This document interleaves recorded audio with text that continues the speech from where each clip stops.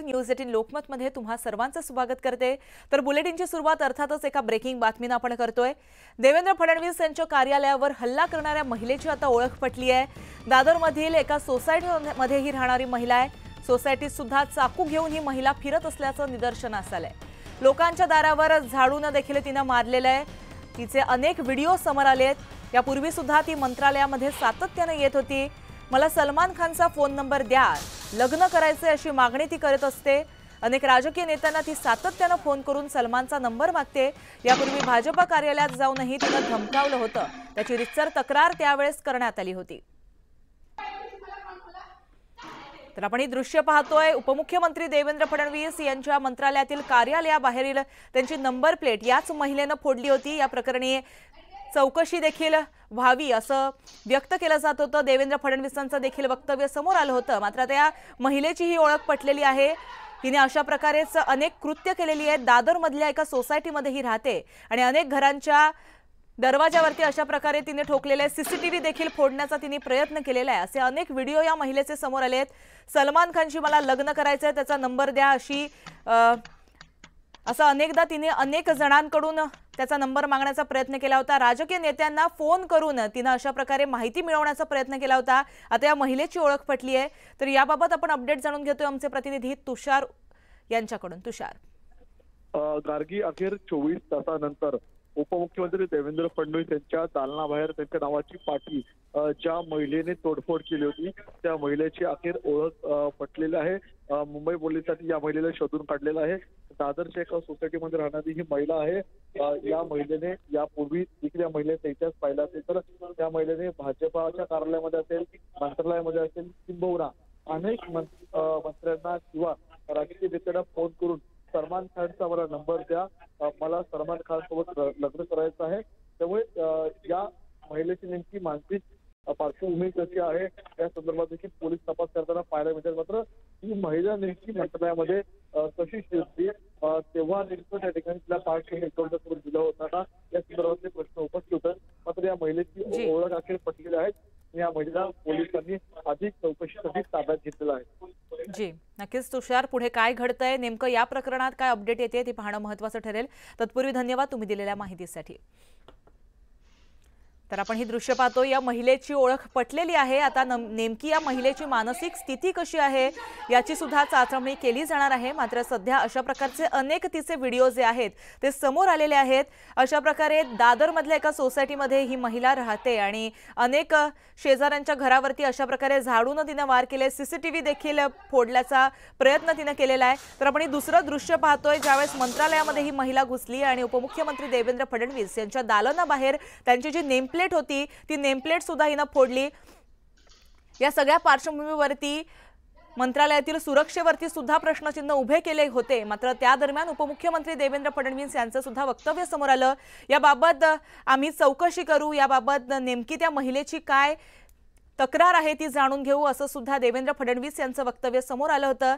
दरम्यान अखेर ही जी महिला आहे हिची ओळख पटल्याचं आपल्याला कळतंय। ही दृश्य आपण पाहतो। या महिलेची अनेक असे व्हिडिओ जे आहेत ते समोर आलेत।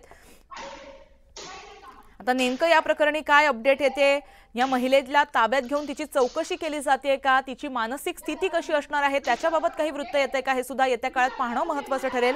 मात्र तत्पूर्वी आपण ही दृश्य पाहतोय। यापूर्वी सुद्धा ती महिला सातत्याने मंत्रालयामध्ये येत होती आणि मला सलमान खानचा फोन नंबर द्या, मला लग्न करायचे अशी मागणी ती करत होती। अनेक राजकीय नेत्यांना तिने सातत्याने फोन करून सलमानचा नंबर मागितला होता। यापूर्वी सुद्धा भाजप कार्यालयामध्ये जाऊनही तिने धमकावलं होतं। याची रितसर तक्रार देखील करण्यात आली होती। तर आता नेमकं या प्रकरणी काय पुढे घडतंय, कशी कारवाई होतंय हे सुद्धा पाहणं आता महत्त्वाचं ठरणार आहे। मात्र या सगळ्या पार्श्वभूमीवरती मंत्रालयाचा सुरक्षेचा जो प्रश्न आहे त्यावरती विरोधकांनी प्रश्नचिन्ह उभी केलेली आहे। त्याचबरोबर लाडकी बहीण जर नाराज झाली आहे तर त्याचं काय आता करणार, म्हणजे आता काय बोलायचं, आता मेंटली डिस्टर्ब कोणी होऊ शकतो, त्यांना ट्रीटमेंटची गरज आहे, काउन्सिलिंग असेल, मेडिसिन असेल। साधारण किती वय असेल आणि नाव काय माहिती? धनश्री सहस्त्रबुद्धे तिचे नाव। वय मला वाटतं 36 वगैरे असेल का, 36-37 असेल। आणि लग्न वगैरे काही नाही नाही नाही नाही लग्न नाही झाली, सिंगल आहे ती। बाबांना पण ती खूप त्रास द्यायची। 92 वय होतं, वयस्कर होते आणि त्यांना खूप त्रास द्यायची ही, तेव्हा त्यांनी पण FIR केलेलं. त्याच्यानंतर तिला तेव्हा रिहॅबमध्ये पण टाकलेलं. मला वाटतं दीड वर्ष आधी, 1.5-2 वर्ष आधी. उच्च शिक्षित आहे असे पण सांगतात शेजारी. ते उच्च शिक्षित आहेत ना, एज्युकेटेड आहे ती. पण आता काय, ह्याला काही गोष्टीला रिझन नसतं ना. पण मला काय वाटतं काय करायला पाहिजे आता पोलिसांना? मी तेच म्हणते, तिला इथून शिफ्ट करा, इथे अजिबात बिल्डिंगमध्ये ठेवू नका. तिला प्रॉपर ट्रीटमेंट द्या, हॉस्पिटल की जेल जे काय असेल ॲडमिट करा. इथे आम्हाला ती नको आहे. का म्हणजे आमच्या ऑफिसला 3 वेळा आली आहे ती. फर्स्ट टाइम तेव्हा आली, त्याच्यानंतर आम्ही पोलीस आम्हाला सेक्युरिटी पण दिलेलं होतं कार्यालयात. त्याच्यानंतर आम्ही म्हटलं सेक्युरिटी नको, आमच्या कार्यालयात कोण ना कोणतरी असतं. त्याच्यामुळे आम्ही म्हटलं ठीक आहे. बांबू घेऊन फिरायची. नाही पण काही रोष आहे का? म्हणजे आमच्यावर नाहीये, भाजप असं नाहीये. आता सलमान खान बरोबर तिला लग्न करायचे, सारखं तिच्या असतं आले की मला सलमान खानकडे घेऊन जा वगैरे. आता मी काय बोलू या गोष्टीला?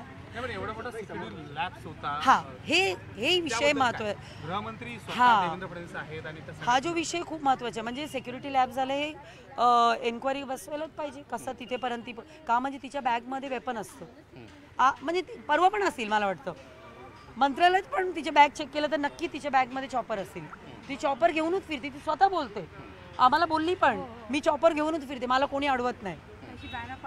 हा, आणि बॅनर जेव्हा वाढदिवस होता माझं, आणि माझ्यावर तरी रेग्युलर येते आमच्या ऑफिस बाहेरून, शिवी देत जाते.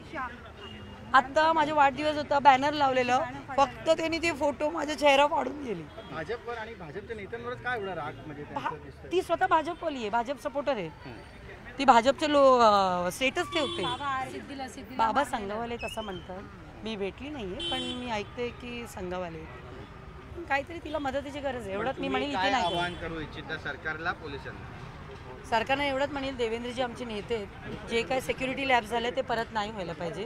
का म्हणजे आज ती डिस्टर्ब होती म्हणून उद्या कोणतरी इंटेन्शनली त्यांना हर्ट करायला गेला असता, मारायला गेला असता, तर किती मोठं काय आपल्याला नुकसान झालं असतं. आणि पोलिसांना, स्थानिक पोलिसांना मी एवढंच सांगेल, असं काय विषय त्यांच्यापर्यंत झालं त्याचं जो सिरियसनेस की ते घेत नाही आहे. आता सोसायटीवाले लिटरली किती फेरी मारतात पोलीस स्टेशनला की आम्हाला इथे ती नको आहे, पण त्यांनी सिरियसली घेतलंच नाही. आज बघ इथेपर्यंत आला विषय. तर आम्ही एवढंच म्हणते, सिक्युरिटी तक्रार आली आहे? बघा, आमच्या तरी FIR आहे, आमचे एक MC पण आहे. ह्यांच्या पण मला वाटतं 3 FIR आहेत. गाडी फोडलेलं एक आहे, CCTV फोडलेलं एक आहेत. मला वाटतं सेक्रेटरीच्या अंगावर गेलेली पण एक FIR आहे. तर एवढा असून पण कधी जे ॲक्शन घ्यायला पाहिजे होतं पोलिसांनी घेतलं. या प्रकरणी जे काल तोडफोड त्यांनी केलेली आहे, हो डेफिनेटली करणार. आता मला तेव्हा आत्ता मी दुपारी व्हिडिओ बघितलो, म्हटलं हे आवाज खूप ओळखीचं वाटतं. लगेच मला हा बोलला, धनश्री येत आहे, ही बघा धनश्री आहे. मी म्हटलं बापरे, मी म्हटलं इथेपर्यंत गेली म्हणजे खूप खूप भीतीदायक गोष्टी आहे. म्हणजे मला वाटतं ह्याला सिरियसली पोलिसांनी घ्यायला पाहिजे. का म्हणजे सोसायटीमध्ये लहान मुलं खेळत असतात, वयस्कर लोक असतात, लिफ्टमध्ये एकटे असताना कोणी ती येऊन काही करू शकते. का म्हणजे बॅगमध्ये तिची एवढी मोठी चॉपर आहे. म्हणजे असं लास्ट टाइमचं काय होतं आपल्याकडे, चॉपरच होतं. मागच्या वेळी जेव्हा FIR झालं पोलिसांनी चॉपर जप्त नाही केला? तर केलंय, पण त्याच्यानंतर त्यांनी दुसरी चाकू घेऊन फिरत होते आणि दाखवायची आम्हाला. आम्ही काय म्हणायचं, मेंटली डिस्टर्ब आहे म्हणून आम्ही पण सोडून दिलं. जरी तिच्याकडनं काढून घेतलं ना, ती विकत परत दुसरा नवीन खरेदी करून आपल्या बॅगेत ठेवते. त्याच्यामुळे हा विषय खूप गंभीर आहे. आणि ताई, ती एकाच म्हणजे भाजपच्याच मागे लागली असं वाटतंय का? कारण का नाही, ऑफिसमध्ये पण गेलेली. असं काही नाहीये. ती मेंटली डिस्टर्ब आहे आणि ती भाजपचे सपोर्टरच आहे. असं नाही की ते भाजपवर तिला राग आहे वगैरे. ती मेंटली डिस्टर्ब आहे. आणि ह्याच्यामध्ये पॉलिटिकल काही इंटेन्शन नाहीये. ह्याच्यात पॉलिटिकली काही इंटेन्शन नाही. तुम्ही इथे आलात, पोलिसांची बातचीत केली का? पोलिसांचं नेमकं मी पोलिसांना तेच विनंती केलंय, आज काही करून. आता कसं ती दरवाजा लॉक करून बसली आहे. लास्ट टाइम पण जेव्हा पोलीस आले होते, दादर आणि शिवाजीबाग पोलीस स्टेशन, का म्हणजे ते मध्ये पडतं, दोन्ही पोलीस स्टेशन येतं, तर तिने दरवाजा उघडलाच नाही. शेवटी आम्ही पोलिसांना खूप रिक्वेस्ट केलं, तुम्ही फायरवाल्यांना बोलवा आणि दरवाजा फोडा आणि तिला कुठेतरी रिहॅबमध्ये ॲडमिट करा आधी, पण नाही केलं त्यांनी. पण साधारण किती वेळ असेल, अशी साधारण किती वेळा त्यांच्याबद्दल तक्रार झाली आहे किंवा अशा पद्धतीनं? आमच्याकडून 2 आहे. आता सेक्रेटरी तिकडे आहेत खाडे, त्यांच्याकडून मला वाटतं 3 आला आहे, 3 FIRs आहेत. हो, तसं म्हटलं तर 5 FIR तरी आहेतच. तिच्या घरी ती एकटीच राहते का अजून कोण? एकटी राहते. आता एकटी राहते. तिची बहीण पण घर सोडून रिसेंटली गेली आहे. हे सगळे प्रॉब्लेममुळे. हे बघा चॉपर घेऊनचे फोटो. एकंदरीत आपण प्रिया जी आपल्याला काही व्हिडिओज जे आहेत ते दाखवत आहेत. एकंदरीत बघितलं तर चाकू घेऊन संबंधित महिला ही प्रत्येक ठिकाणी फिरायची आणि एक नाही तर तब्बल 4 ते 5 FIR संबंधित महिलेच्या विरोधात दाखल आहेत. मनोरुग्णित ह्या महिलेला याबद्दलची तक्रार आहे ती वारंवार झाली होती. आपण बघतोय की स्वतःच्याच घराचा स्वतःच्याच सोसायटीचा दरवाजा तोडतानाचा हा व्हिडिओ आपण बघतोय. आणि याच बाबतीत काल ज्या पद्धतीने ही महिला मंत्रालयात गेली, छुप्या पद्धतीनं प्रवेश केला आणि त्यानंतर आत्ता बघतोय की आपण त्यांच्या सोसायटीच्या बाबतीत 1-2 नाही तर तब्बल 5 FIR या ठिकाणी दाखल आहेत. फक्त पक्षविरोध नाही किंवा एकंदरीत या सगळ्या गोष्टी नाहीत तर अशा अनेक घटना, अशा अनेक गोष्टी या आजच्या गोंधळानिमित्त समोर येत आहेत. राहुल झोरी, न्यूज 8 लोकमत, मुंबई. तर आपण नुकतंच पाहिलं की अशा प्रकारे मानसिक स्वास्थ्य तिचं ठीक नसल्यामुळे अनेकदा अशा प्रकारच्या घटना तिनं केलेल्या आहेत. त्यामुळे रहिवाशांना, शेजाऱ्यांना अतोनात त्रास होतोय. याच्यामध्ये कुठेही राजकीय अँगल नसल्याचं सुद्धा मत आपण थोड्याच वेळापूर्वी ऐकलं. त्यामुळे हल्ला करणाऱ्या त्या महिलेची आता ओळख पटली आहे. दादरमधील एका सोसायटीमधली ही रहिवाशी आहे आणि सातत्यानं सलमान खानशी मला लग्न करायचंय, मला त्याचा नंबर द्या अशी मागणी तिनं राजकीय नेत्यांकडे, भाजप पदाधिकाऱ्यांकडे, त्याचबरोबर अनेकांकडे केल्याचं आपण या जे बाईट आपण ऐकलं त्याच्यामधनं ऐकलं असेल. त्याचबरोबर आज मंत्रालयामध्ये जाऊन तिनं उपमुख्यमंत्री देवेंद्र फडणवीस यांच्या नावाची जी नेमप्लेट आहे त्याच्यावर सुद्धा हल्ला केला. ती नंबर प्लेट सुद्धा फोडून टाकली. अशा प्रकारे जवळपास 4 ते 5 FIR या आधी सुद्धा तिच्यावरती दाखल केल्या गेलेल्या आहेत. मात्र आता यावरती नेमकं काय स्थानिक प्रशासन पावलं उचलतंय, कशा प्रकारे तिच्यावर काही कारवाई होते का, तिला कशा प्रकारे हाताळलं जातं या संपूर्ण घटनेकडे हे सुद्धा आता पाहणं महत्त्वाचं ठरणार आहे. मात्र आपण ही दृश्य दोन्ही पाहतोय. ज्यावेळेस ती मंत्रालयामध्ये शिरली, फडणवीसांच्या कार्यालयाच्या बाहेर जी त्यांची नेमप्लेट आहे त्याची नासधूस करताना, त्याची तोडफोड करतानाची आपण एक दृश्य पाहतोय. तर दुसरं तिच्या सोसायटीमधील जे अग्निशमन दलाचं जे काही फायर एक्झिटचा जो दरवाजा आहे तो तिनं अशा प्रकारे तोडल्याचं पाहिलं. त्याचबरोबर शेजाऱ्यांच्या घराची सुद्धा तोडफोड करताना आपण ही दृश्य पाहतोय. CCTV देखील तिनं फोडलेला आहे. त्यामुळे या बिल्डिंगमधील जे रहिवासी आहेत, सेक्रेटरी आहेत, त्यांनी देखील तिच्या विरोधामध्ये तक्रार दाखल केलेली आहे, FIR दाखल केली आहे. त्याचबरोबर स्थानिक भाजप पदाधिकारी जे तिथे आहेत त्यांनी सुद्धा तिच्या विरोधात अशा प्रकारे FIR दाखल केली आहे. ही महिला आपल्या पर्समध्ये चॉपर घेऊन फिरते असं सुद्धा आता आपण आपल्या हाती वृत्त आलेलं आहे. त्यामुळे नेमकं आता या महिलेची मानसिक स्वास्थ्य तिचं कसं आहे, त्याबाबत कशा प्रकारे कारवाई होते हे आता पाहणं महत्त्वाचं ठरणार आहे.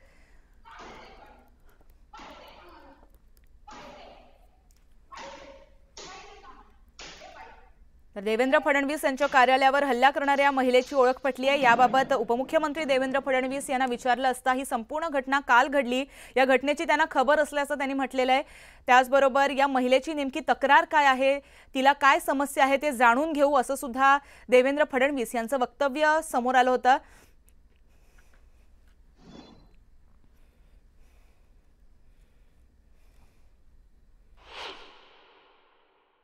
आजची घटना नाही आहे, ही कालची घटना आहे. त्या महिलेचं काय म्हणणं होतं, तिने कशा करता ते केलं हे निश्चितपणे आम्ही समजून घेऊ. एखाद्या उद्विग्नतेनं तिने ते केलं का, काही तिची व्यथा आहे का, हे निश्चितपणे आम्ही समजून घेऊ. ती व्यथा दूर करण्याचा प्रयत्न. एखादी आपली बहीण चिडली असेल, काही तिची व्यथा असेल तर ती आपण समजून घेऊ. कोणी जाणीवपूर्वक पाठवलं असेल तर ते देखील समजून घेऊ.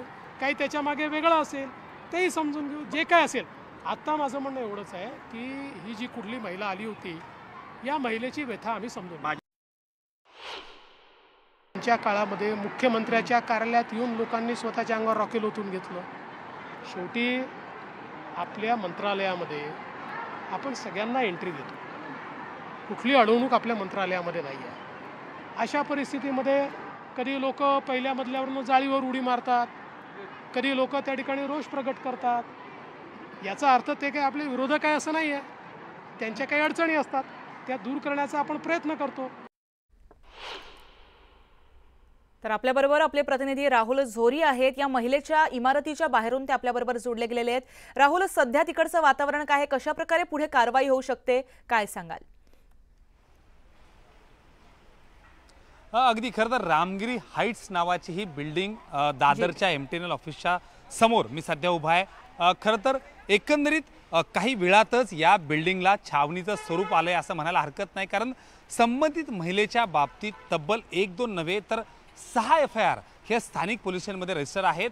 या महिलेच्या संदर्भात फक्त मंत्रालयाचा आजचा विषय झाल्यानंतर त्यापूर्वी झालेल्या तक्रारीचा खुलासा जर पाहिला तर एकंदरीत संबंधित सोसायटीनं त्यांच्या विरोधात 5 FIR हे केलेले आहेत।